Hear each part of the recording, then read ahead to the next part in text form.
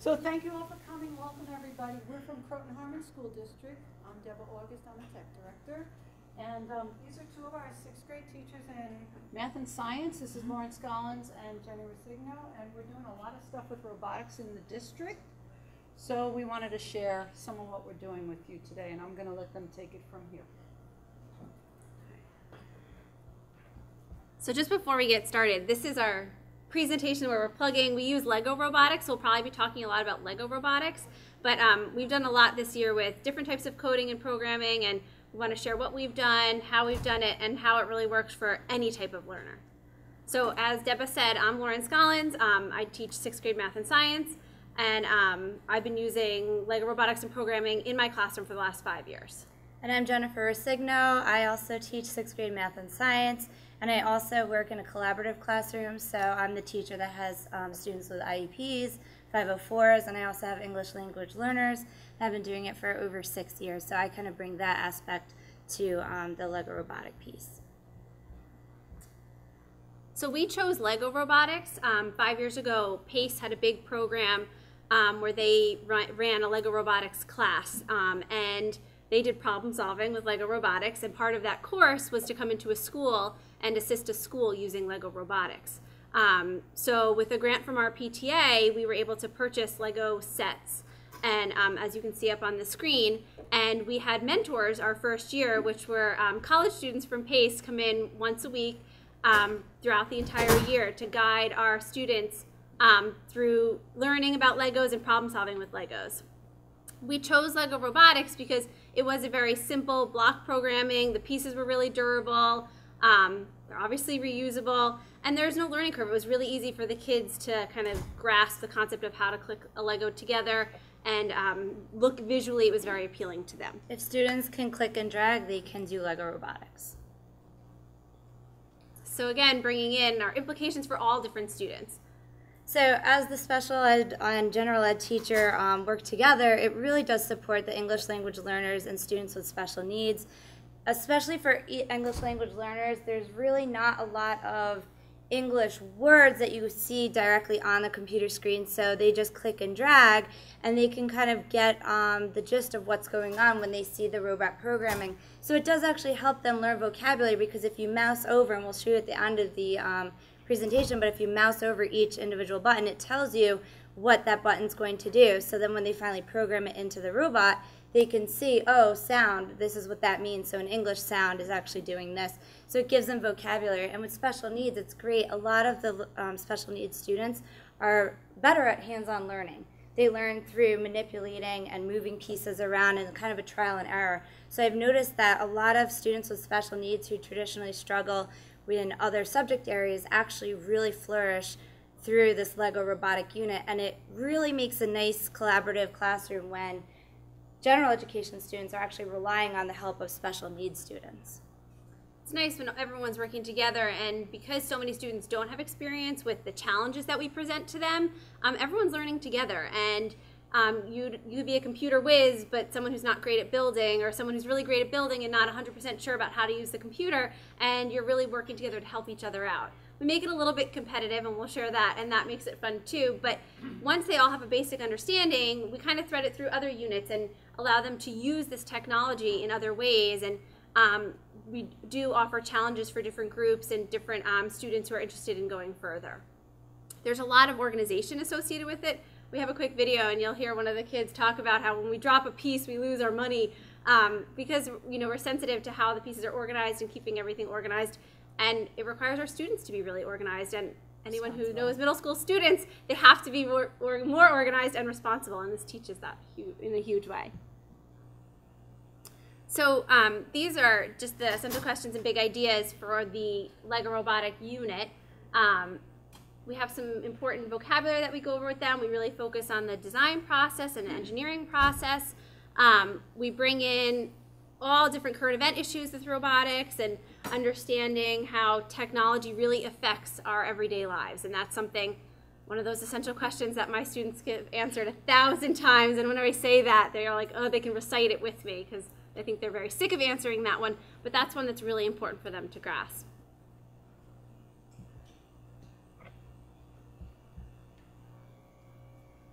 So, do you want to talk about how it's structured? So how is the actual unit structured? Well, at the 6th grade level, we initially introduced the Legos. The students are placed into groups, no more than 4, so that all students have the opportunity to actually work alongside each other and use the pieces appropriately. They first take an inventory, so we give them a packet and it says exactly how many pieces they should have. So not only are they getting familiar with the pieces, but they're making sure that they have the appropriate amount of pieces to successfully complete the challenge. Then once they've successfully completed their inventory, they start building. And kind of the nice part about this unit is that it's more hands-on, student-centered, student-directed. So we're more the facilitators here. They're actually learning. They have a Lego kind of building book and kind of a how-to guide. So they really rely on that as well as their own knowledge of construction or maybe background knowledge that they already have with maybe Lego pieces. And they just begin building. So their first goal is just to get the robot built. Then we present them with a challenge, and the first challenge is you have to race down the hallway. So they're in groups. There's about 6 to 12 groups in a class or a group of classes, and they have to build a robot that's going to travel the fastest down the hallway. It has to turn around or reverse in some cases and get back to the starting line. So it seems like a very basic challenge, but there's a lot of programming involved and a lot of trial and error, and this is where we teach them how to do the programming. So then they jump on, they start their program. We give them a very basic overview. And what I think makes this unit really special, and Jenny can speak to this because she just started in 6th grade, what, 3 years ago? Mm-hmm. When I started this unit 5 years ago, I had never ever programmed a robot in my whole life. The kids knew more than I did. I really knew nothing. And they clicked into the computer and I was like, okay. So I think you press move and then we're gonna see. And it worked, and there was a lot of trial and error, and there are still a lot of things I don't know about it. But because we're trying to figure it out together and the kids are using each other, it's amazing what they come up with, because I really, really knew nothing. And in between, when we had those PACE students coming in that first year, I couldn't help them in between, but we were working together. Jenny started 3 years ago, and I kind of threw the unit at her and was like, so in 6th grade, we do Lego robotics. You have to figure it out. I'll help you when you get there. So I was envisioning just spending hours and hours at night trying to learn all this different programming, and I came from a mathematical background, so here I'm picturing like binary code, and I'm going to have to translate all these different things. And then when I found out it was just click and dragging, I was like, oh, 6th graders can actually do this, and I can do this as well. So, and just like Lauren said, I started off with probably the students and I at the same exact level. There were a few students that actually were a little bit more advanced, and they had already done some sort of Lego Mindstorms at home just because they had bought a kit, earlier. And we just kind of grew together, and it was a really unique experience because not only did I learn from them, but then together we would work through all the different issues. And as the years have gone on, it's nice to have older students who have done Lego robotic challenges with us in the past come and support the current 6th graders every year. So it's kind of a neat way to bridge the age levels as well. After we compete, our first challenge is a race. Then we break up and we've done obstacle course challenges where they use different sensors, a dance challenge where they use sensors on the robot. So they get the basics with the race, and then we can go into different challenges from there. So these few pictures just show you how we've set things up, how they're organized. The picture down at the bottom where the robot is following a line. Part of that problem-solving process is, all right, so they had to create this race, and they couldn't figure out how many rotations it was to get down the hallway, and it wasn't going straight enough, so a group decided to really explore a little further and go a little deeper using their sensors that come with the Mindstorms kit. And they colored some masking tape black down the hallway, and they had it follow that line. Turning around was really hard, but they were learning and kind of experimenting on their own and using whatever they could to problem solve through the process. As we mentioned before, we've done it in groups of 4. We tried groups of 5, but 4 seems to be the number that is a max. No more than that. They all get to work together. There's enough computer screen for everyone to see and enough for everyone to participate in. This is our sweet video.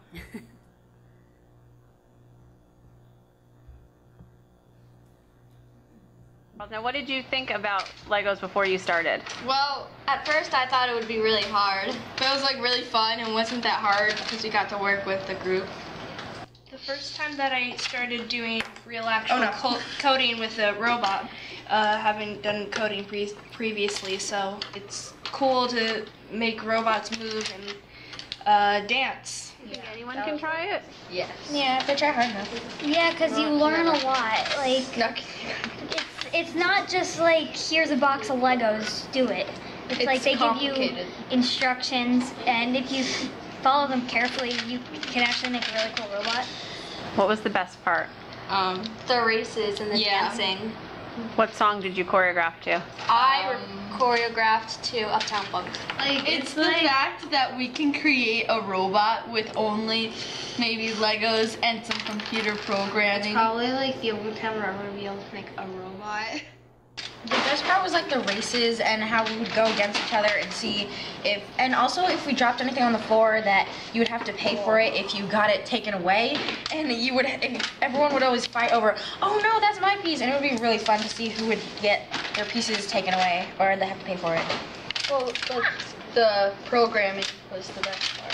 Might go into coding later on because of Lego robotics? Yes, actually, Nadia and I are doing a project together where we have to code a robotic dragon. And it's gonna be so cool. So would you recommend doing Lego robotics in schools throughout the entire United States? Oh yeah, totally. So much fun. I think everybody should experience this. Why do you think that? Because you can make you can make a robot dance to Thriller. It's awesome. How do you think Lego robotics connects to things in the real world? Well, Robots are becoming a really big thing now. yeah, like robotic cars and stuff like that. So maybe you want to go into a career as that, and you need to code, and you need to code the stuff and engineer, and that's what this is basically. People have jobs for this. Like, they make like robot toys, and you have to like make them. Unless like machine, they probably have machines do it. It is a legitimate thing to do. Yeah. So think it's something important that schools should include? School should include it. It could be like every grade should like the mature age. Like a requirement. Mature age. It should be a requirement because Like, they'll give it to like kindergarten, surely. yeah, they just mess around. They just mess around a little, but like at a mature age, kids should start like At playing with least these. 5th grade at the end. Yeah, because then they could learn about computer programming and they'd have fun with it. So obviously it's a big hit. It's really legitimate. But our students have a lot of experience using computers and technology, and they come to 6th grade and they've used Scratch and they've used other programs, and they actually build the robot. And that's the cool part, is they're building this robot. There are a lot of connections to curriculum beyond the unit we've created for our science class, but we've used it in geometry and a lot of other different parts of math, and then a lot of our students have used it in 7th and 8th grade, where they've come back to us and said, hey, we're doing this project, can we borrow a brain? You know, I get these emails, I need a brain, to use these things. This year we've also been really big proponents of the Hour of Code and making sure that all of our students have some experience with coding. We've gotten into the website Tinker. If you haven't played with that, it's pretty great. They were also participating in the Hour of Code. Scratch is great, and it's a really good, if students are proficient in Scratch and comfortable with Scratch, Lego Robotics and the Mindstorms program just eases right into that. Turtle Art is also another one that just recently went web-based and very similar to Scratch, and you can do a lot of programming with that as well. So I just want to change this and bring up the program. Okay, so I think it's right here.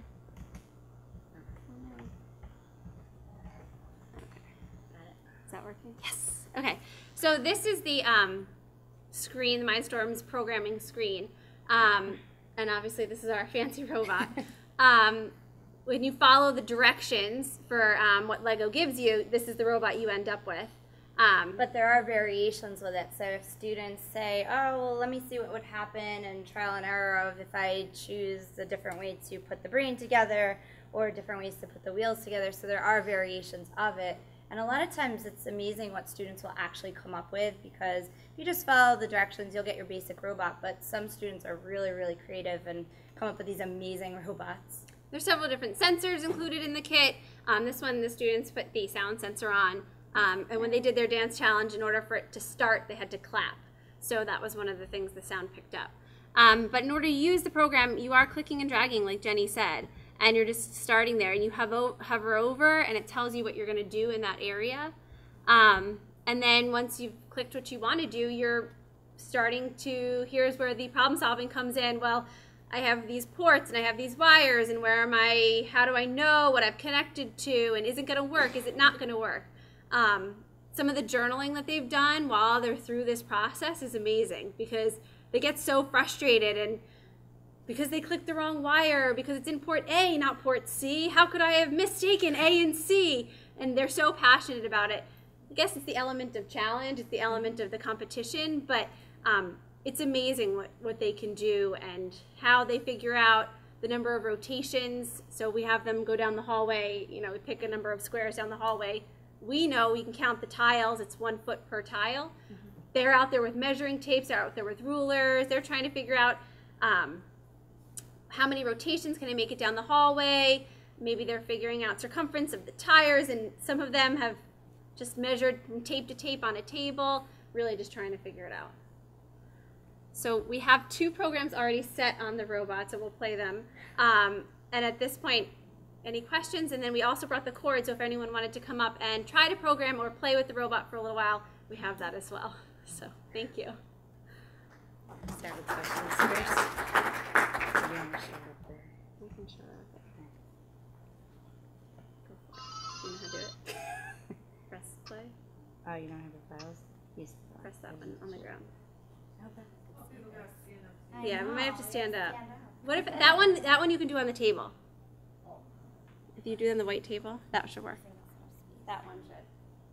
That one's a little one. Yeah, bigger. Okay. No, that's good. So that one yelled goodbye. A couple years ago, we had students program the robot to walk into a teacher's classroom and sing happy birthday, which was also pretty. Oh, yeah. That one, the second one is bigger. We'll do it one more time just in case. And then the other one you're going to have to do on the ground, I think. Yeah.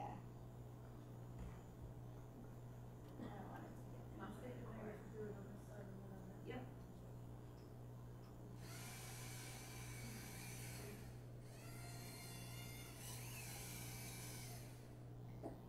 It's not that exciting.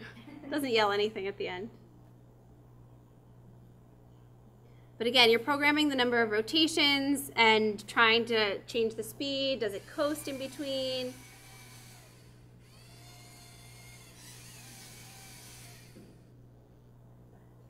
Awesome. And the movements get a lot more complex, and if you add more sensors and different options to code, the robot can be running around for minutes. Yeah, hours and really. Hours. Can you address how many students are doing this at the same time and how long it takes for them to do this unit, you know, the time invested in it? Yeah. We've done this unit probably in short as 3 weeks, longest 6 weeks. We've done the entire grade at the same time. So we have enough kits for each class to have groups of 4. So about no more than 12 are ever in it at a time in a classroom. Yep. But it really depends on if the students are really passionate about it, how much they're learning, what they're doing. We've also taken it further and connected it with other curriculums, like in social study they've studied China and modern day issues in China. So I took my class and had them research issues that they could solve with a robot. About 5 years ago, that first group went through and decided they wanted to design a robotic fish that would swim through the Yellow River to pinpoint pollution. 6 months later, there was a huge article in the New York Times about that. My kids were pretty excited that they invented it. So we've really taken it where the kids see fit for it. Sometimes it's just in the unit and they either aren't as excited about it or they don't see the outside connections, but more and more that robots and the idea of robotics and programming has become so much more real world. They're starting to use it more. This is the first year that I've had 3 or 4 students come back and say, we're designing this project for another teacher and we want to come in and use it. Can I steal one? So it's interesting to see that now they're really taking it to the next level in all their classes. Just curious about what you've noticed with students relative to their ability to collaborate. Yeah, it's actually, What have you learned?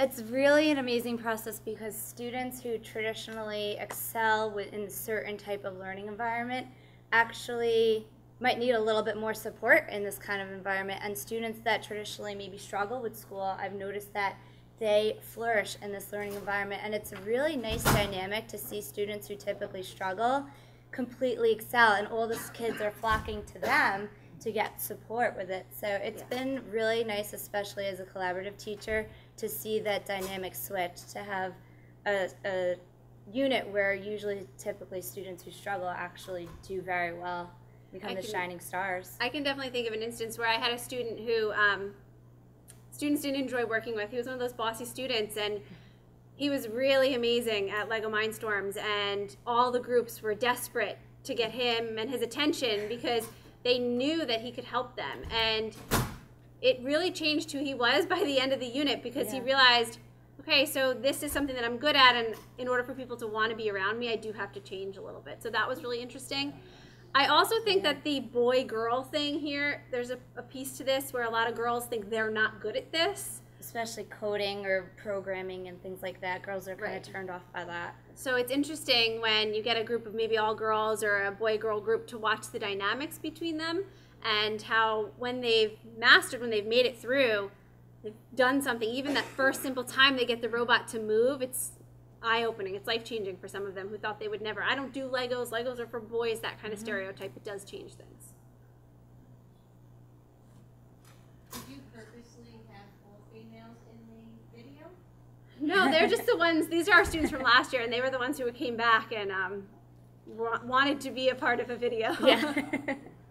Yes, there was a group of boys who actually made the robot for me, but they didn't want to be videotaped. So. The girls were very passionate about the Lego robotics. The girls really wanted to be out there. Yeah. Definitely. I have a son who's a computer engineer who graduated from Stevens, and what you're describing happening here was what he was first exposed to in his freshman intro engineering course. Almost exactly what you're saying. Build a robot, has the groups, and that's at the college level.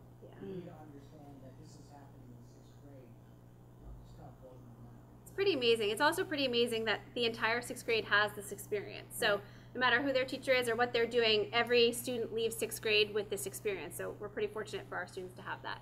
I'm sorry if you answered this already, but what class are you doing this in? This is in our science class. So we teach math and science, and it's a part of our science course.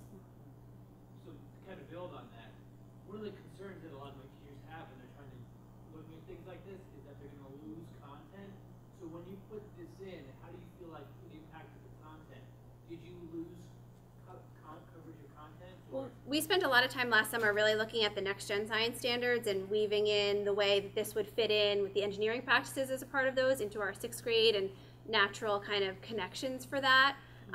Putting in our study of waves and electromagnetic radiation and all that, and the kind study of bringing of the universe and how technology is impacting just space study and space travel. So we're able to kind of weave that into our curriculum. But I do believe that Legos can be woven into a lot of the curriculum at different levels. We pulled a lot of our big ideas from those next-gen science standards to kind of weave in what they, what we're eventually hoping to have brought down on us, and bring those in so that they matched really nicely in as many ways as we could, because it's something that definitely we see the power in.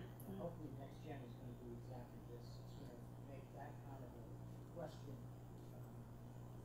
being able to be answered on what now kids are expected to be able to do. This is dramatically different than it's been before. Yeah. To make that connection with next gen. You also mentioned about the writing piece.